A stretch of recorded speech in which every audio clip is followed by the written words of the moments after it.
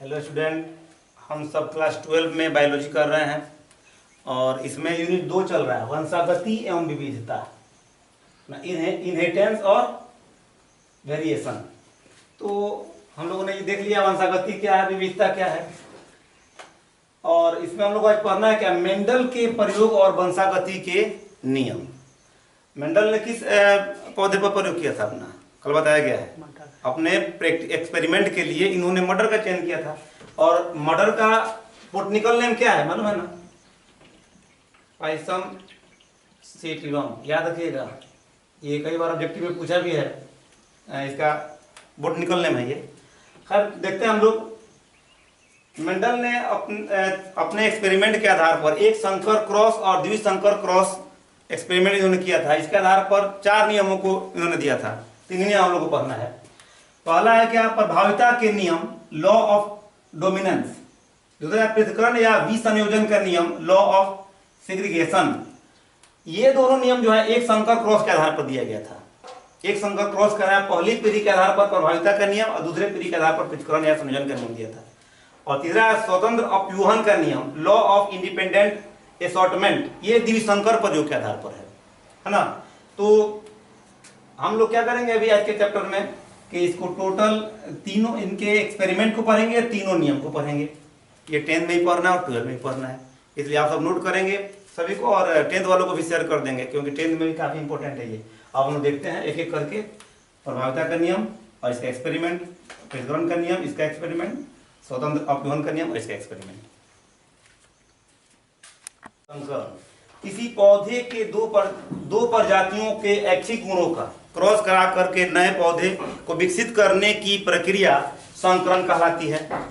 ये क्या हो जाएगा, देखिए इसमें से अगर एक एकल संकर या एकल संकर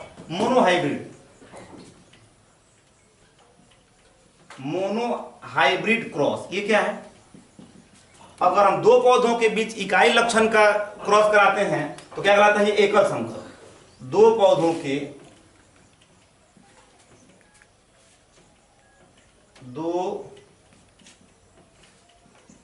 के बीच इकाई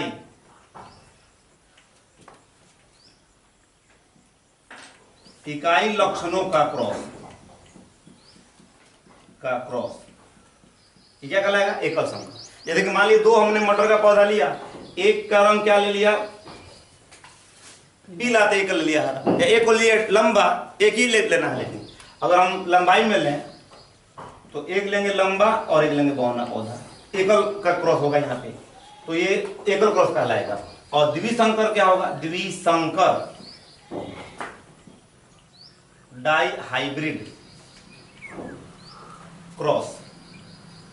देखिएगा, दो विपरीत जोड़े लक्षणों का अगर हम क्रॉस कराएंगे तो क्या बोलेंगे? डाइहाइब्रिड। दो विपरीत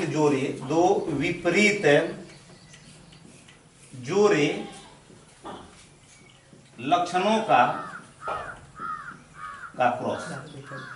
जैसे कि मान लीजिए हमने क्या किया, रंग ले लिया, तो रंग में एक हमने लिया पीला, और इसका विपरीत क्या होगा?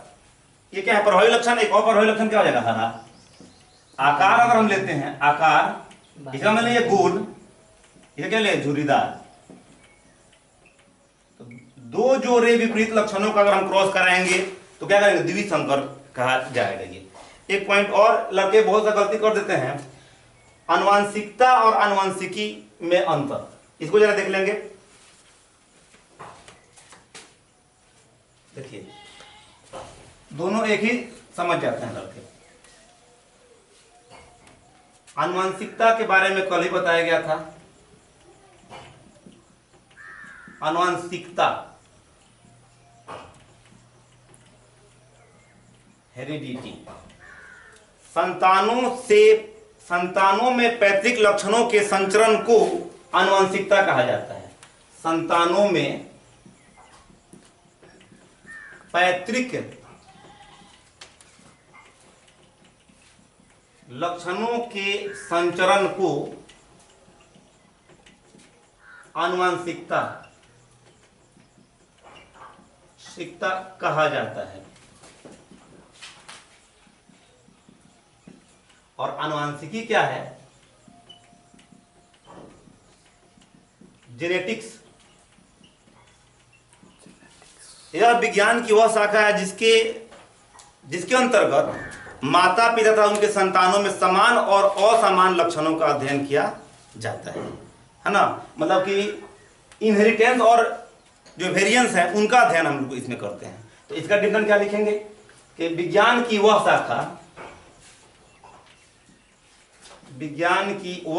शाखा जिसके अंतर्गत माता पिता एवं उनकी संतानों में समान एवं असमान गुणों का अध्ययन होता है। अध्ययन होता है कॉमा आनुवंशिकी कहलाता है। आनुवंशिकी कहलाती है। ये तो पहले ही हम लोग को नोट करना था चैप्टर के शुरू में। अब हम लोग देखते हैं जो मेंडल का नियम है उसको देखा जाए।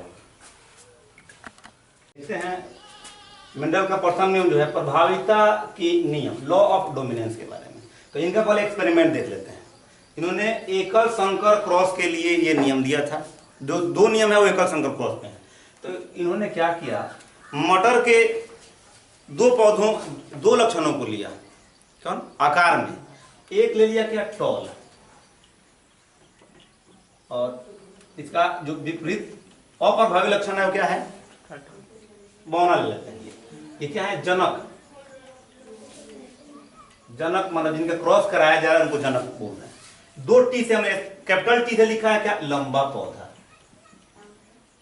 लंबा पौधा।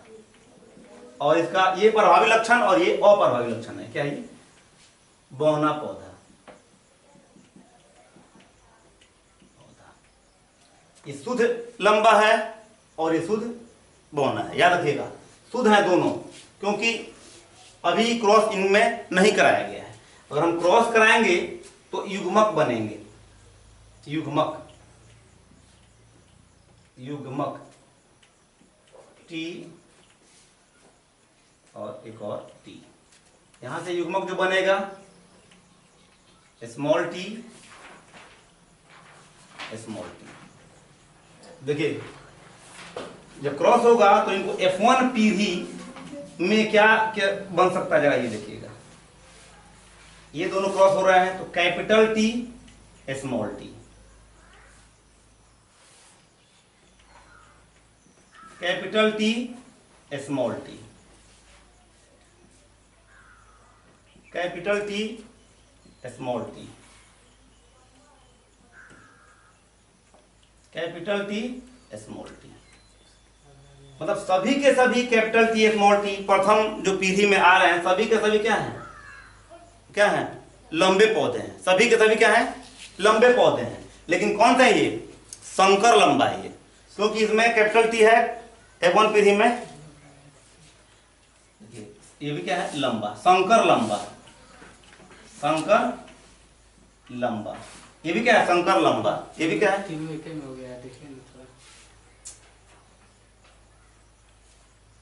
इससे ये इसमें, इससे ये इसमें, इससे ये इसमें, ऐसे ये इसमें। संकर लंबा है ये भी क्या है, संकर लंबा है। ये भी क्या है, संकर लंबा। ये भी क्या है, संकर लंबा है। यानी कि सभी के सभी F1 पीढ़ी में क्या है, संकर लंबे हैं। और ये जो लंबा वाला जो गुण है वो क्या दिखाई दे रहा है, यानी प्रभावी लक्षण है। और ये जो बौना वाला है वो क्या है, दिखाई नहीं दे रहा है, यानी क्या है, ये अप्रभावी लक्षण है ये। तो इसका नियम इन्होंने क्या दिया, जरा लिखते हैं। क्या है, प्रभाविता का नियम लिख लेंगे। संयुग्मी लक्षणों का क्रॉस कराने पर F1 पीढ़ी में सभी प्रभावी लक्षण प्रकट होते हैं। संयुग्मी लक्षणों का क्रॉस कराने पर F1 पीढ़ी में सभी प्रभावी लक्षण, प्रभावी लक्षण प्रकट होते हैं या प्राप्त होते हैं। गौर से देखिएगा, दो लक्षण है, एक क्या है प्रभावी लक्षण लंबा माना गया है और जो अप्रभावी लक्षण है उसको क्या बौना लिया गया है। जब क्रॉस कराएंगे तो ये क्या होगा, इनका विभाजन होगा जिसे युग्मक बनेगा टॉल बड़ा टी छोटा टी ये बड़ा टी इस टी से करेगा तब भी टी आ रहा है, ये टी इसके साथ करेगा तब भी टी आ रहा है।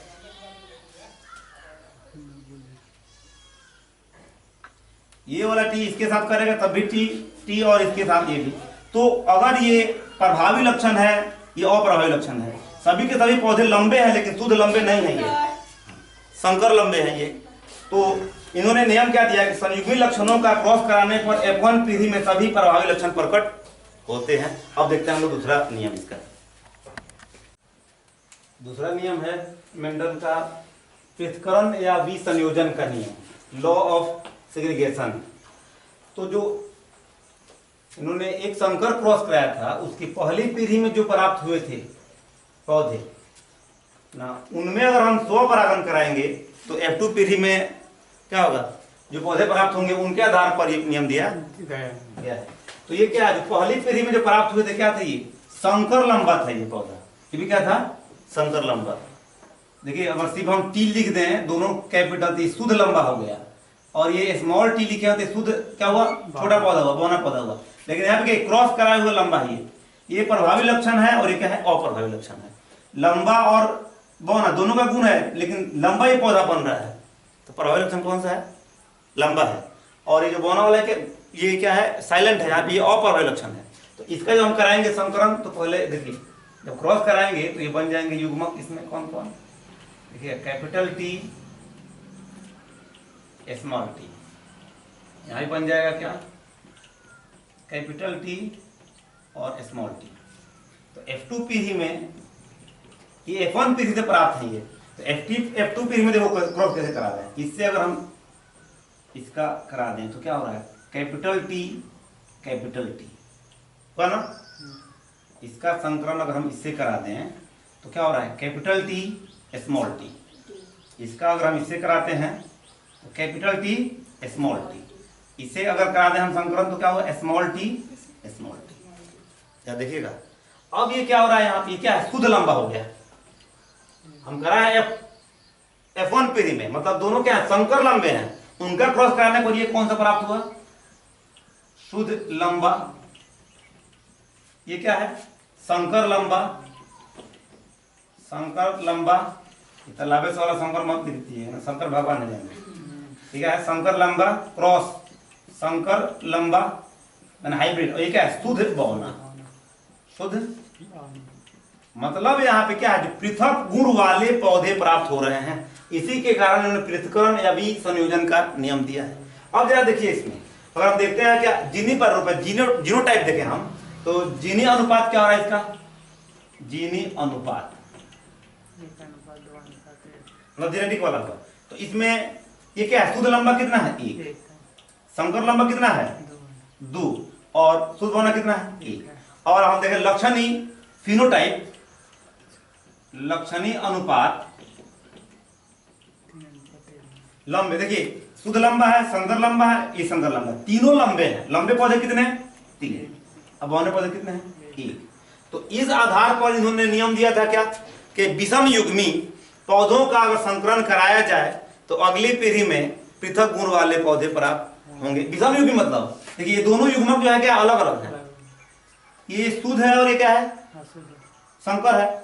ये लंबा ये बौना है, ये लंबा और ये बौना है। इसके पहले जो कराए थे हम दोनों समयुग्मी थे, दोनों कैपिटल टी था नहीं तो दोनों स्मॉल टी था, तो ये संयुग्मी थे और ये क्या है विषम युग्मी। तो मेंडल का जो दूसरा नियम हुआ उसको लिखेंगे हम लोग क्या, पृथक्करण का नियम। इस प्रयोग के आधार पर नोट कर लेंगे ठीक से। तो नियम लिख देते हैं हम,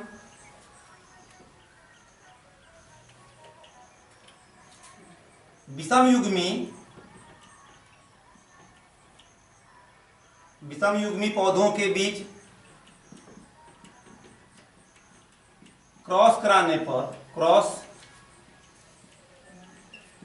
पर अगली पीढ़ी में पृथक गुण वाले या अलग अलग लक्षण वाले पौधे प्राप्त होते हैं, पौधे प्राप्त होते हैं। अब देखते हैं हम लोग तीसरा नियम, स्वतंत्र अपव्यूहन का नियम। देखिए तीसरा नियम जो है स्वतंत्र अपव्यूहन का नियम, लॉ ऑफ इंडिपेंडेंट असॉर्टमेंट है ये द्विसंकर या बहुसंकर पर है। ये द्विसंकरण के लिए इन्होंने जो प्रयोग किया था मेंडल ने, इसको देखते हैं। इन्होंने दो लक्षण को लिया, एक मटर के पौधे के आकार को और रंग को लिया, दो लक्षण, दूसरे के भी आकार और रंग को लिया। तो जो पहले का था गोल था, ये प्रभावी लक्षण है, अप्रभावी लक्षण से क्या हुआ, झुर्रीदार हुआ। दूसरे पहले का जो रंग है वो क्या है, पीला है, इसका अप्रभावी रंग क्या है यहाँ पे, हरा। इसको अगर क्रॉस कराते हैं हम तो ये क्या हो गए, युग्मक बनेंगे। तो ये युग्मक थोड़ा अलग टाइप के बनेंगे, ध्यान देखिएगा युग्मक कैसे बनते हैं। आर वाई देखिएगा ध्यान से, इस आर से इस वाई और इस आर से ये वाई, एक बार फिर ये आर ये वाई और ये आर ये वाई हुआ ना। और यहाँ पे ये आर ये वाई, ये आर ये वाई हुआ, स्मॉल आर स्मॉल वाई, फिर स्मॉल आर स्मॉल वाई, ऐसे युग्मक बनेंगे। अब इनका क्रॉस होगा तो F1 पीढ़ी में हमको क्या प्राप्त हो रहा है, देखिएगा गौर से देखेंगे। इसका संकर अगर हम इससे करा दें, इसका क्रॉस कराते हैं ये, तो आर साइलेंट रहिए, R R Y capital Y small Y, capital Y small Y. इसका इससे कराएंगे तो आर आर वाई वाई, इसका कराएंगे इससे तो वही आएगा। मतलब टोटल जितने भी आएंगे सभी के सभी इसी रूप में आएंगे। मतलब सभी पौधे क्या हुए, F1 पीढ़ी में सभी पौधे संकर गोल एवं पीले रंग के हुए, पीले रंग के हो रहे हैं। अब देखते हैं हम, अब देखते हैं क्या दूसरा, इसका दूसरी पीढ़ी का संकरण। F1 पीढ़ी में जो हम लोग क्रॉस कराए थे तो क्या मिला था, सभी के सभी संकर गोल और क्या मिले थे, पीले मिले थे। मतलब कि आर आर वाई वाई, इसे लिखने से बेहतर है आर, ठीक है चलिए इसे चलेगा। अब इनका हम स्वपरागण कराएंगे तो जो युग्मक बनेगा देखिएगा, capital R capital Y, capital R small Y, small are capital Y, small R small Y, same वही होगा क्योंकि दोनों क्या हैं, एक ही जैसे हैं। तो इनका जब क्रॉस कराएंगे तो F2 पीढ़ी में क्या प्राप्त होगा ये देखते हैं। ये तो F1 पीढ़ी से प्राप्त होता, ये F2 पीढ़ी में तो पनेट ने एक ये दिया था, सारणी बनाया था इनके गुणन के लिए। क्या करते हैं कि नद युग्मकों को एक तरफ और ये मादा युग्मकों को एक तरफ, देखिएगा ये आर वाई, ये आर वाई, ये स्मॉल आर वाई, और इधर है R capital Y, capital R small Y, small are capital Y, small R small Y. तो इनका क्रॉस कराया जाएगा, देखिएगा इससे इसमें इसमें इसमें इसमें इसमें इस तरह से, देखिए क्या क्या मिल रहा है हमारा, capital R small Y, capital Y, ये capital are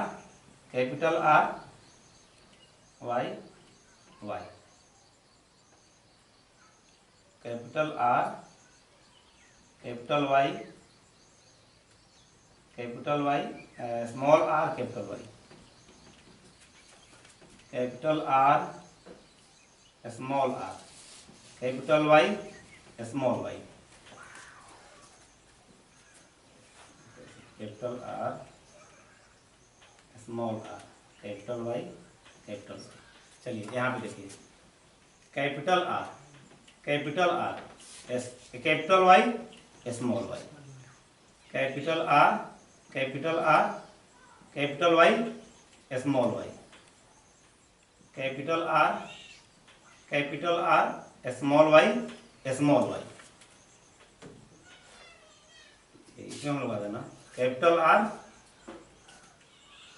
are small r, ये कैपिटल वाई स्मॉल वाई। चलिए कैपिटल आर, ये स्मॉल आर, यहाँ पे स्मॉल वाई, यहाँ पर भी capital R small R Y और वाई।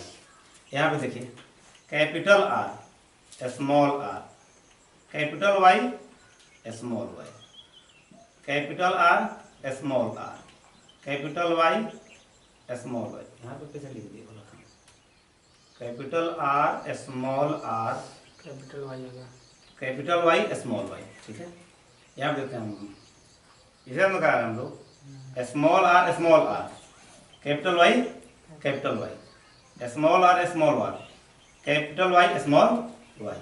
इन दोनों देखिए, capital R small are, capital Y small Y, capital R small Y, small are capital Y small i, small r i. इसको हम देखते हैं तो जिसमें कैपिटल आर रहेगा, याद रखिएगा, तो क्या होगा, कैपिटल आर अगर एक भी रहेगा तो प्रभावी लक्षण है, वो क्या होगा, राउंड होगा, माने गोल होगा। कैपिटल अगर वाई है तो क्या होगा, पीला होगा, एक भी रहेगा तब। तो जरा देखते हैं हम लोग, तो पहले कैपिटल आर और कैपिटल वाई वाले को देखते हैं, तो उनको क्या बोलेंगे, गोल एवं पीला, गोल एवं पीला बीज जो मिले इसमें, तो देखिएगा कैपिटल आर वाला कैपिटल वाई वाला कितना है, 1 2 1, ये 2 3 4 5 6 7 8 8 8 8, कैपिटल आर 9। कैपिटल एक भी अगर आर है और कैपिटल एक भी वाई है तो क्या आएगा, गोल और पीला में आएगा। तो कितना, ये 9 है। अब देखते हैं गोल एवं, देख लेते हैं हम लोग, पीला और झुर्रीदार। देखिए पीला और झुर्रीदार, कैपिटल आर उसमें होगा, लेकिन वाई क्या होगा, दोनों का दोनों क्या होगा, स्मॉल होगा। इसमें झुर्रीदार के लिए हम लोग क्या लिखे, स्मॉल आर लिखे हैं ना जी। तो वाई कैपिटल होगा और आर क्या होगा, स्मॉल होगा दोनों। इसको आप साउंड सर्च कीजिए तो 3 आएगा इसमें, पीला और हरा, और लिखते हैं हम लोग गोल और क्या, हरा। हाँ, गोल एवं हरा, ये भी कितना आएगा, 3। हरा और झुर्रीदार जो होगा, हरा और झुर्रीदार, ये भी ये कितना हो रहा है, 1 हो रहा है इसमें। 9 3 12 3 15 1 16। ठीक है, अब इसके बाद हम देखेंगे इसका अनुपात जो हो रहा है, इन अनुपात को देखिए, उस पर हम नियम लिखवाते हैं। इसको ठीक से नोट करेंगे। नोट क्या करना है, आप क्रॉस करा के लिख दीजिएगा। तो जो लक्षण होंगे, एक जीनोटाइप होता है और एक फिनोटाइप। तो देखते हैं जीनी प्रारूप जो है इसका, या लक्षणीय अनुपात जो होगा, लक्षणीय अनुपात फिनोटाइप जो है, उसमें 9 3 3 और 1। गोल और पीले कितने थे, 9। गोल और हरा कितना था, 3। पीला और झुर्रीदार कितना था, 3 था। हरा और झुर्रीदार कितना था, 1 था ये। और अगर हम देखेंगे इसका जीनी लक्षण, देखिए जीनोटाइप, जीनी लक्षण, तो ये थोड़ा सा है जटिल, इसको याद कर लीजिएगा। देखिएगा 12 24 12 12 और 1, याद रखिएगा इसको, 12 24 12 12 1, अनुपात लगा दो, हो जाएगा 1 अनुपात 2 अनुपात 2 अनुपात 4 अनुपात 1 अनुपात 2 अनुपात 1 अनुपात 2 अनुपात 1, ये रहा। तो इस आधार पर इन्होंने क्या दिया, नियम दिया कि अगर हम द्विसंकर या बहुसंकरण कराते हैं तो जो दूसरी पीढ़ी होती है उसमें क्या होता है, स्वतंत्र अपवहन होता है, अलग अलग गुण वाले अलग अलग क्या होते हैं, लक्षण दिखाई पड़ते हैं। ये इसका तीसरा नियम है। तो अब कल हम लोग नेक्स्ट वीडियो में नेक्स्ट पॉइंट करेंगे। इन तीनों नियमों को आप लोग ठीक से प्रैक्टिस करेंगे, याद करेंगे, और 10th वालों को भी शेयर कर दिए, क्योंकि 10th में ही पढ़ना है ये मंडल का नियम। तो नोट करिए इसको ठीक से।